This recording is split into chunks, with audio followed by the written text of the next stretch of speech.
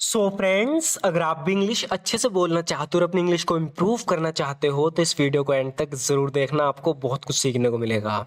So friends, बिना किसी देरी के शुरू करते हैं आज की अपनी इस बेहतरीन वीडियो। यहाँ पर ही किसी से पूछ रहा है कि क्या यहाँ कोई हैरी नाम का लड़का रहता है।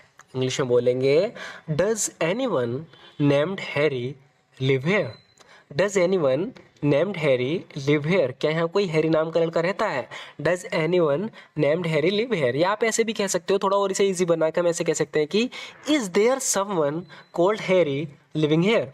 Is there someone called Harry living here. दोनों का मतलब है कि कोई हैरी नाम का लड़का यहाँ रहता है। मेरे पास कुछ है जो मुझे उसे देना है। कह रहा है कि there is something that I have to give him. कह रहा है कि there is something that I have to give him. There is something that I have to give him. मेरे पास कुछ है जो मुझे से देना है। या हम ऐसे भी कह सकते हैं कि I have something that I need to pass on to him. Pass on भी करना, किसी को देना कोई चीज़। जैसे कि यहाँ पर हमने गिव बोला है, there is something that I have to give to him, यानी मेरे पास कुछ है जो मुझे से देना है। There is something that I have to give him. यहाँ पर हम पास ऑन का यूज़ करेंगे, I have something that I need to pass on to him. इसका मतलब है कि मेरे पास कुछ है जो मुझे देना है। मुझे जो एड्रेस दिया गया था उसके हिसाब से वो यहीं रहता है। कह रहा है कि जो लड़का जिसको मैं ढूंढ रहा हूँ, जो एड्रेस मुझे दिया गया है उसके हिसाब से वो यहीं रहता है। Based on the address I was given, यानी जो एड्रेस दिया गया है उसके बेस पर, based on the address I was given he resides here. वो यहीं रिसाइड्स करता है, यानी यहीं रहता है, he resides here. Based on the address I was given he resides here. जो एड्रेस मुझे दिया गया है उस हिसाब से वो यहीं रहता है। ऐसे बोल सकते हैं, according to the address provided to me, यानी जो एड्रेस मुझे प्रोवाइड किया गया है, मुझे दिया गया है, ही लिव्स राइट हेयर, उसके अकॉर्डिंग वो यहीं रहता है। According to the address provided to me, जो एड्रेस मुझे प्रोवाइड किया गया है उसके according, according to the address provided to me he lives right here, कि वो यहीं रहता है उसी एड्रेस के अकॉर्डिंग। मुझे एड्रेस ढूंढने में बहुत दिक्कत हुई। I had a lot of trouble finding this address. I had a lot of trouble finding this address. ये एड्रेस ढूंढने में मुझे काफ़ी दिक्कत हुई। I had a lot of trouble finding this address. ऐसे बोल सकते हैं कि finding this address was quite challenging for me. Finding this address was quite challenging for me. ज़्यादातर लोग चैलेंजिंग का यूज़ करते हैं। यहाँ पर हमने यूज़ किया है trouble. I had a lot of trouble finding this address. मुझे एड्रेस ढूंढने में काफ़ी ट्रबल हुआ, यानी काफ़ी दिक्कत हुई। या हम बोल लेंगे finding this address was quite challenging for me. आगे देखते हैं फ्रेंड्स, यहाँ पर ही किसी को बता रही है कि आज मेरा इंटरव्यू था और बहुत अच्छा गया। इंग्लिश में बोलेंगे, today I had an interview and it went really well. Today I had an interview and it went really well, यानी आज मेरा इंटरव्यू था और वो बहुत अच्छा गया।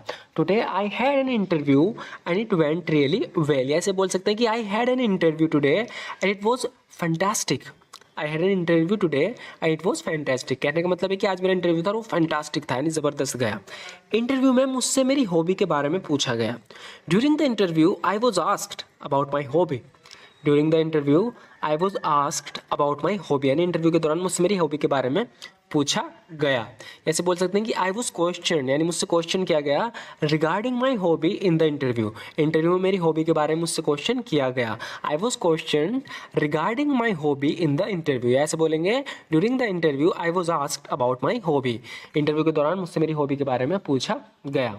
मैंने इस तरह से क्वेश्चन का आंसर दिया, यानी जो क्वेश्चन मुझसे किया गया उसको मैंने आंसर कुछ इस तरीके से दिया। बता रही है कि in this way I answered the question. In this way I answered the question, यानी मैंने क्वेश्चन का जवाब कुछ इस तरीके से दिया। अब ये बता रही है कि कैसे दिया। कह रही है कि मैंने कहा, sir I have had a passion for reading books since my childhood. बता रही है कि मुझसे हॉबी के बारे में पूछा गया, तो हॉबी के बारे में कुछ इस तरीके से आंसर दे रही है कि सर मुझे बचपन से ही किताबें पढ़ने का शौक रहा है। Sir I have had a passion for reading books since my childhood. I have had a passion, passion के बाद फोर का यूज़ आएगा, मैंने पहले भी कई बार बताया, टू का यूज़ नहीं होता। तो हम ऐसे बोलेंगे, sir I have had a passion for reading books since my childhood. Sir मुझे बचपन से किताबें पढ़ने का शौक है। जब कभी भी मुझे फ्री टाइम मिलता है तो मैं रीडिंग में लग जाती हूँ, यानी रीडिंग करने लग जाती हूँ जब कभी मुझे फ्री टाइम मिलता है। Whenever I find spare time I engage in reading, यानी मैं रीडिंग में लग जाती हूँ। आई इंगेज इन रीडिंग, तो ये नया वर्ड है आपके लिए, इंगेज इन। तो बता रही है कि whenever I find spare time, जब कभी मुझे फ्री टाइम मिलता है, आई इंगेज इन रीडिंग, मैं रीडिंग में लग जाती हूँ, रीडिंग करने लग जाती हूँ। साथ में मैंने हाल ही में पेंटिंग करना भी शुरू किया है। कह रही है कि हॉबी एक तो रीडिंग हो गई, इसी के साथ में in addition I have recently taken up painting as a hobby. किसी चीज़ को एज अ हॉबी करना, उसके लिए हम फ्रेजल वर्ब यूज करते हैं टेक अप। टेक अप का मतलब होता है किसी चीज़ को शुरू करना। तो बता रहे कि इन एडिशन साथ ही में आई हैव रिसेंटली टेकन अप, मैंने साथ ही में शुरू किया है पेंटिंग करना एज अ हॉबी, हॉबी के तौर पर। पेंटिंग के साथ साथ मुझे गाने में भी मज़ा आता है। बता रही कि along side painting I also enjoy singing. Along side painting I also enjoy singing, यानी पेंटिंग के साथ साथ मुझे सिंगिंग में भी मज़ा आता है। ये यहाँ पर बता रही कैसे उसने आंसर दिया। हम कुछ इसे पूरा इस तरीके से कह सकते हैं, थोड़ा चेंज करके। Hello sir, I have loved reading books since childhood. Sir मैंने बचपन से रीडिंग पढ़ना पसंद किया है। Whenever I have some free time, जब भी मेरे पास फ्री टाइम होता है, आई लाइक टू रीड, मुझे पढ़ना पसंद है। मैं आई लाइक टू रीड यानी मैं रीड करना पसंद करती हूँ। अपार्ट फ्रॉम दैट, इसके अलावा I have recently started painting as a hobby, मैंने हाल ही में हॉबी शुरू की है पेंटिंग की, यानी आई हैव रिसेंटली स्टार्टेड पेंटिंग, मैंने हाल ही में पेंटिंग करनी शुरू की है एज अ हॉबी, हॉबी के तौर पर। Painting is my second interest, जो पेंटिंग है वो मेरी सेकेंड इंटरेस्ट है यानी सेकेंड हॉबी है।